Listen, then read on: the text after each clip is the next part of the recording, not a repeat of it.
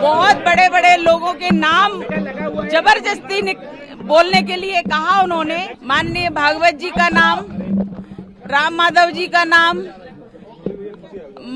हमारे माननीय मोदी जी का नाम, योगी जी का नाम, पूरी एजेंसियों का, जो सरकारी एजेंसी है, सबका दुरुपयोग किया और उनको भ्रष्ट बनाया। ये पूरे यूपीए सरकार का काम था। देश के तो छोड़ो, भगवा को आतंकवाद कह दिया, हिंदुत्व को आतंकवाद कह दिया। ऐसी निकृष्टता, इतने निम्न स्तर की सोच कांग्रेस रखती है। 24 दिनों तक पुलिस कस्टडी में रही और प्रताड़नाएं झेलती रही एटीएस की। मुझसे बहुत बड़े बड़े लोगों के नाम जबरदस्ती बोलने के लिए कहा उन्होंने। मैंने वो नाम नहीं बोले, उनके अनुसार मैंने काम नहीं किया, इसलिए उन्होंने मुझे प्रताड़ित किया। और उन नामों में विशेष तौर पर माननीय भागवत जी का नाम, राम माधव जी का नाम, हमारे माननीय मोदी जी का नाम, योगी जी का नाम, माननीय इंद्रेश जी का नाम और तमाम वो नेता जो बड़े बड़े नेता हैं, उन लोगों के नाम लेने के लिए कहा कि उन्होंने कहा और हमने ऐसा किया, ये बोलो। मैंने उनकी बात को नहीं सुना और ना ही माना, इसलिए उन्होंने मुझे प्रताड़ित किया। कांग्रेस परमवीर को लेके क्या कहेंगे? परमवीर ने आपको 20 से 25 दिन प्रताड़ित किया और वही मुख्य इसमें एटीएस का चीफ था जो परेशान कर रहा था। मैंने बार बार ये कहा है, बहुत ही निकृष्ट, बहुत ही अधम व्यक्ति है परमवीर सिंह, क्योंकि उसने हर सीमा पार की है, हर कानून को तोड़ा है और कानून से बाहर जाकर के उसने मुझे प्रताड़नाएं दी हैं। अकेले परमवीर सिंह ने नहीं, पूरे एटीएस के अधिकारियों ने प्रताड़ित किया है, पुरुषों ने प्रताड़ित किया है, हर कानून को तोड़ा है उन्होंने। मुझे गैर कानूनी 13 दिन तक रखा और 11 दिन की कस्टडी। इस प्रकार से मैं 24 दिनों तक पुलिस कस्टडी में रही और प्रताड़नाएं झेलती रही एटीएस की। जब आपको अरेस्ट किया था उस समय इंदौर, शाजापुर के कुछ और लोग जिन्हें अरेस्ट किया था, वो अब तक उन्होंने पूरे देश में एटीएस वालों ने एक पूरा भय बना करके रखा था।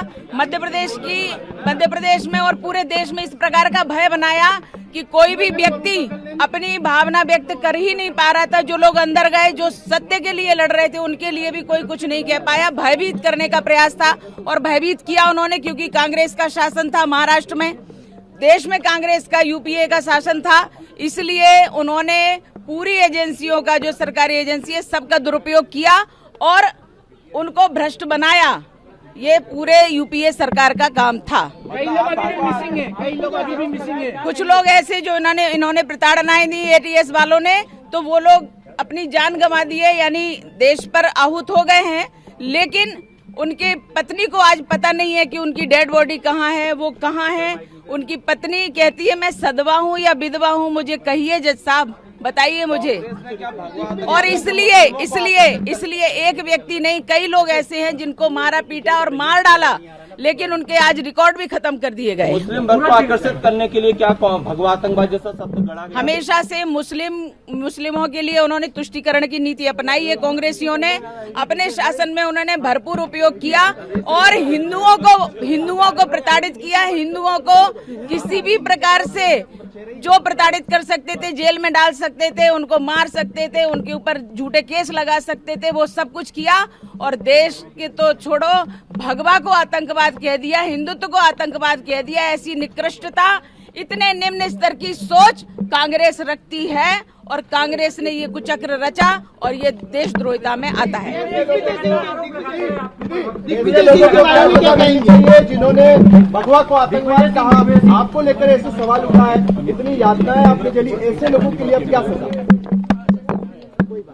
जो लोग इस प्रकार के षड्यंत्र किए, देश के विरुद्ध, धर्म के विरुद्ध, हिंदुत्व के विरुद्ध, जिस प्रकार से उन्होंने षड्यंत्र किए और इतने सभी लोगों को, सेना को उन्होंने टारगेट किया, संतों को टारगेट किया, संघ को टारगेट किया और इस प्रकार से टारगेट करके ये सब देशभक्त हैं। ये सब देशभक्त हट जाएंगे तो कांग्रेस का फुल फ्लैश शासन आ जाएगा, ये उनकी नीति थी। लेकिन ऐसे लोगों ने जो कुचक्र रचा है, षड्यंत्र रचा है, हमारे जज साहब ने स्पष्ट उनके लिए आदेश दिया है कि ऐसे लोगों की जांच की जाए जिन्होंने गलत प्रस्तुति दी है और इस प्रकार से इतना बड़ा केस थोपा गया है।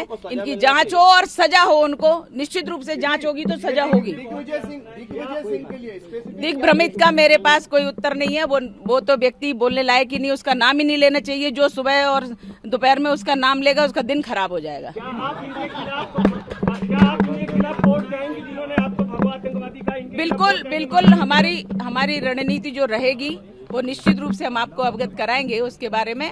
और जिन्होंने अत्याचार किए उनको तो निश्चित रूप से सजा मिलनी ही चाहिए। राजनीति में वापसी को लेकर क्या कुछ विचार आपका? हम राष्ट्र नीति